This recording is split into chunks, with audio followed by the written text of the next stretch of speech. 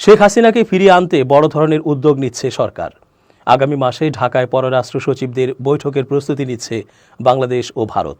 সেখানে ভারতে অবস্থানরত সাবেক প্রধানমন্ত্রী শেখ হাসিনার সম্ভাব্য প্রত্যার্পণ সহ বেশ কয়েকটি দ্বিপক্ষীয় বিষয় নিয়ে আলোচনা হতে পারে। পররাষ্ট্র মন্ত্রণালয়ের সাপ্তাহিক সংবাদ সম্মেলনে এ তথ্য জানিয়েছেন জনকূটনীতি বিভাগের মহাপরিচালক তৌফিক হাসান।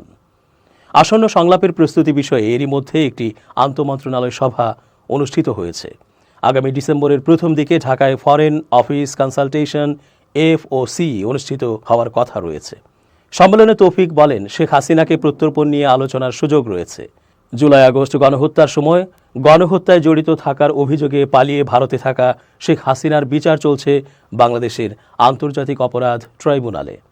সরকার তাকে ফিরিয়ে আনার ইচ্ছা প্রকাশ করলেও হাসান বলেন, প্রত্যর্পণ প্রক্রিয়া শুরু করার বিষয়ে পররাষ্ট্র মন্ত্রণালয় এখনও কোনো আনুষ্ঠানিক নির্দেশনা পায়নি।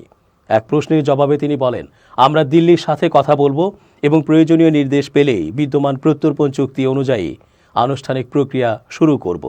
ফরেন অফিস কনসালটেশনের নেতৃত্ব দেবেন বাংলাদেশের পররাষ্ট্র সচিব মোহাম্মদ জসিমউদ্দিন এবং ভারতের পররাষ্ট্র সচিব বিক্রম মিশ্রে।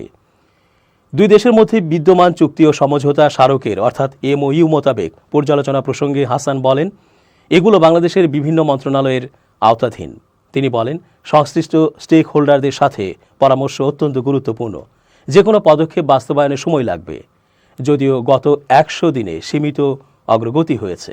আগামী মাসগুলোতে উল্লেখযোগ্য অগ্রগতির আশা রয়েছে।